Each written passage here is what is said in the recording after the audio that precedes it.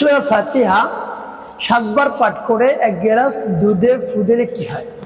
আমি আবারও বলছি, সূরা ফাতিহা 7 বার পাঠ করে 1 গ্লাস দুধে ফু দিলে কি হয়? খুবই দামি এবং গুরুত্বপূর্ণ আমলটি আপনি শিখে রাখুন, আপনার কাজ লাগবে। আমলটি কখন কিভাবে করবেন, কোন নিয়মে করবেন, আমলটি করে কিভাবে উপকৃত হবেন আমি বলে দিচ্ছি। বিস্তারিত জানার জন্য, আমলটি শিখে রাখার জন্য ভিডিওটি না টেনে না কেটে ধৈর্য এবং মনোযোগ সহকারে শেষ পর্যন্ত দেখতে থাকুন, তাহলে সঠিক নিয়মে আমলটি করতে পারবেন। আর যদি টেনে টেনে কেটে কেটে দেখেন, তাহলে দেখা যায় অনেক জায়গা বাদ পড়ে যাবে, সঠিক নিয়মে আপনি আমলটি করতে পারবেন। প্রিয় ভাই বোনেরা, তাই শুরু থেকে শেষ পর্যন্ত দেখুন। তারপরে যদি না বুঝেন, কোথাও যদি বাদ পড়ে যায় বা বুঝেন না, কমেন্ট করবেন, সাথে সাথে রিপ্লাই দেওয়ার চেষ্টা করবেন ইনশাআল্লাহ। তো ভাই বোন, আমলটি খুবই দামি এবং গুরুত্বপূর্ণ। আর বেশি সময় নষ্ট করতে হবে না, অল্প কিছু সময়, 7 থেকে 8 মিনিট সময় আপনি ব্যয় করুন। দেখবেন ফলাফল যখন পাবেন, আপনি সবচেয়ে বেশি আনন্দিত হবেন। এত আনন্দিত হবেন, আপনি আরও বারবার এই আমলটি করতে চাইবেন। তো আমলটি করতে আপনার কাছে কোন জিনিস রাখতে হবে? আপনার কাছে 1 গ্লাস দুধ রাখতে হবে। আগে থেকেই দুধ গ্লাস রেডি করে রাখবেন, অর্থাৎ জাল দিয়ে ঠান্ডা করে গ্লাসের মধ্যে রাখবেন, ঢেকে রাখবেন। এরপরে আপনি কি করবেন? উত্তম রূপে পবিত্রতা অর্জন করবেন। পবিত্রতা অর্জন করে পবিত্র স্থানে কিবলামুখী আপনি বসবেন, নির্জন এক জায়গায়, আর দুধ গ্লাসটা আপনার সামনে থাকবে। এরপরে জীবনের গুনার কথা স্মরণ করে ক্ষমা প্রার্থনা করবে। হ্যাঁ আল্লাহ, জীবনের সমুদায় গুনাহ খাতাগুলো মাফ করে দিন। আপনার নাম গফফার গফুর, সেই গফফার গফুর নামের উসিলায় আমার জীবনের গুনাহ খাতাগুলো মাফ করে দিয়ে অন্তরকে পাক পবিত্র বানিয়ে দিন। এরপর 3 বার দুরূদ শরীফ সাল্লাল্লাহু আলাইহি ওয়াসাল্লাম, সাল্লাল্লাহু আলাইহি ওয়াসাল্লাম, সাল্লাল্লাহু আলাইহি ওয়াসাল্লাম। ইস্তিগফার এবং দুরূদ শরীফ যখন পাঠ করা হয়ে যাবে, এরপরে সূরা ফাতিহা পাঠ করবে। প্রিয় ভাই বোনেরা, সূরাতুল ফাতিহার এত গুরুত্ব এবং ফজিলত আপনি শুনলে অবাক হবেন। আমাদের সকলেই জানা রয়েছে যে নামাজের প্রত্যেক রাকাতে সূরাতুল ফাতিহা পড়তে হয়। সূরাতুল ফাতিহা যদি আপনি পাঠ না করেন, তাহলে কিন্তু নামাজ হবে না। সূরাতুল ফাতিহা পাঠ করা নামাজের মধ্যে ওয়াজিব।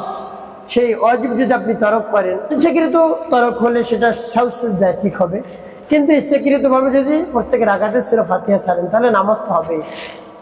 তো প্রিয় ভাই বোনেরা, এত গুরুত্বপূর্ণ এবং দামি, এবং সূরাতুল ফাতিহার প্রায় 14টি নাম রয়েছে। 14টি, এর মধ্যে একটি নাম রয়েছে সূরাতুশ শিফা। যে কোনো রোগ থেকে মুক্তি পাওয়ার জন্য আপনি আমলটি করতে পারেন। এভাবে সূরা ফাতিহা আপনি পাঠ করতে পারেন, তবে 7 বার পাঠ করে দুধে ফু দিলে কি হয় সেটা পরে বলে দিচ্ছি। তো প্রিয় ভাই বোনেরা, আল্লাহ রাব্বুল আলামিন পবিত্র কোরআনুল কারীমের মধ্যে কি চমৎকার করে বলে দিয়েছেন দেখুন। অনুনাজ্জিলু মিনাল কুরআনি মা হুয়া শিফা রাহমাতুল লিল মুমিনিন। রব্বুল কারীম বলেন, আমি ঈমানদারদের জন্য এই কোরআনকে রহমত এবং শিফা হিসেবে প্রেরণ করেছি। সুবহানাল্লাহ বিহামদিহি। তো দেখুন, কোরআন হলো আমাদের জন্য রহমত এবং শিফা। আমাদের যত ধরনের রোগ রয়েছে, আমরা যদি কোরআনের শরণাপন্ন হতে পারি, তাহলে সেই রোগ থেকে রব্বুল কারীম একেবারে মুক্তি দান করবে। তো সূরা ফাতিহা আমি আপনাদেরকে বলে দিব, এরপরে বলে দেব কি করবেন, কোন উদ্দেশ্যের জন্য পাঠ করলেন। আর যখন সূরা ফাতিহা পাঠ করবেন, রব্বুল কারীমের কাছে বলবেন, আল্লাহ, আর কারো শরণাপন্ন হয়নি, আপনার শরণাপন্ন হয়েছে। আপনি আমার আমলকে, আমার সময়কে কবুল করুন। আর যে সমস্যা সমাধানের জন্য আমলটি করতেছি, সেই সমস্যা আপনি সমাধান করে দিন। এভাবে বলে তারপরে আপনি সূরা ফাতিহা পাঠ করবেন। আমি বলে দিচ্ছি, বিসমিল্লাহির রাহমানির রহিম, আলহামদুলিল্লাহি রাব্বিল আলামিন, আর রহমানির রহিম, مالك يوم الدين، إياك نعبد وإياك نستعين، اهدنا الصراط المستقيم، صراط الذين أنعمت عليهم غير المغضوب عليهم ولا الضالين।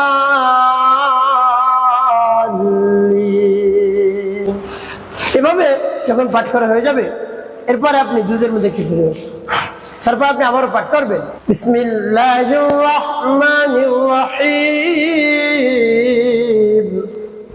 আলহামদুলিল্লাহি রাব্বিল আলামিন আর-রাহমানির রহিম مالك يوم الدين إياك نعبد وإياك نستعين اهدنا الصراط المستقيم صراط الذين أنعمت عليهم غير المغضوب عليهم ولا الضالين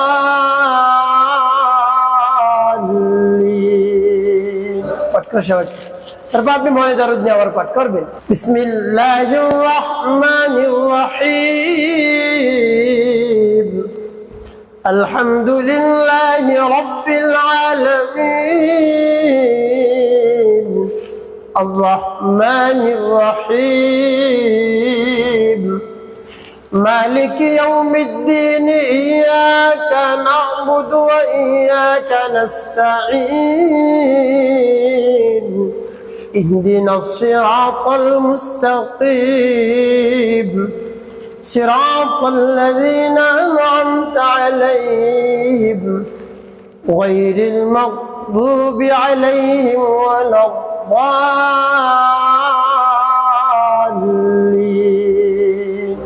পাঠ করে সবাইকে প্রিয় ভাই কতবার গুনে গুনে এভাবে আপনি পাঠ করবেন একেবারে 7 বার এরপর পাঠ করবেন ইয়া যাল জালালি ওয়াল ইকরাম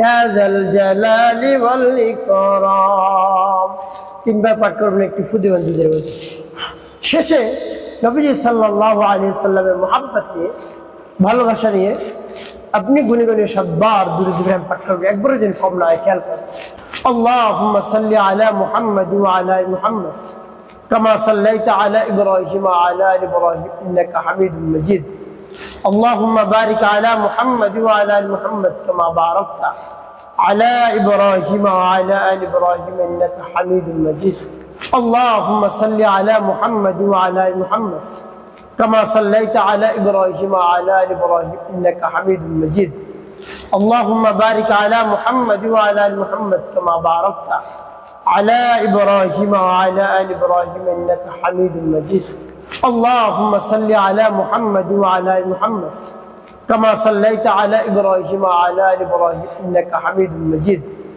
اللهم بارك على محمد وعلى آل محمد كما باركت على إبراهيم وعلى آل إبراهيم إنك حميد مجيد اللهم صل على محمد وعلى آل محمد كما صليت على إبراهيم وعلى آل إبراهيم إنك حميد مجيد اللهم بارك على محمد وعلى آل محمد كما باركت على إبراهيم وعلى آل إبراهيم إنك حميد مجيد এভাবে যখন দুরূদ ইব্রাহিম পাঠ করা হয়ে যাবে এরপর দুধের মধ্যে একটু ফুটে প্রিয় ভাই বোনেরা আপনার আমলটি করা শেষ কোন উদ্দেশ্যের জন্য আপনি আমলটি করলেন এবং কেমন করে দুধ পান করবেন আমি বলে দিচ্ছি লজ্জা নেই অবশ্যই আপনাকে জানতে হবে আপনার শারীরিক যে দুর্বলতা থাকে শারীরিক দুর্বলতার কারণে আপনি স্ত্রীর সামনে যেতে লজ্জা পাচ্ছেন স্ত্রী অনেক বকাঝকা আপনাকে করছে অনেক লজ্জিত করছে আপনি লজ্জিত হয়ে পড়েন একেবারে অস্থির হয়ে পড়ছেন পেরেশানির মধ্যে পড়ে গিয়েছেন আপনি সহবাস করতে না পারার কারণে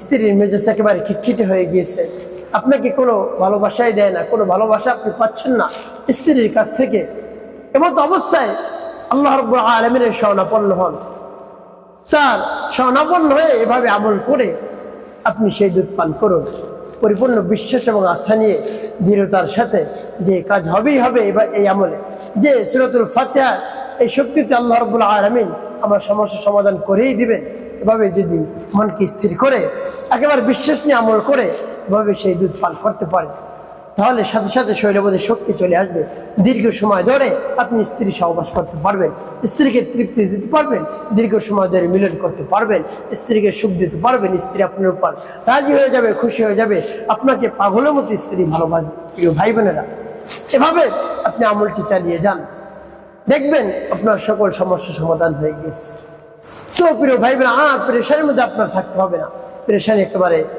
দূর হয়ে যাবে তো একটি কাজ আপনাকে করতে হবে 5 ওয়াক্ত নামাজ আদায় করতে হবে মানুষের খিদমতে কল্যাণে আপনি কাজ করবেন অবশ্যই আপনার জীবন সুখময় হবে, শান্তিপূর্ণ হবে ইনশাল্লাহ। তো প্রিয় ভাই বোন, এই দুধ কোন সময় পান করবেন?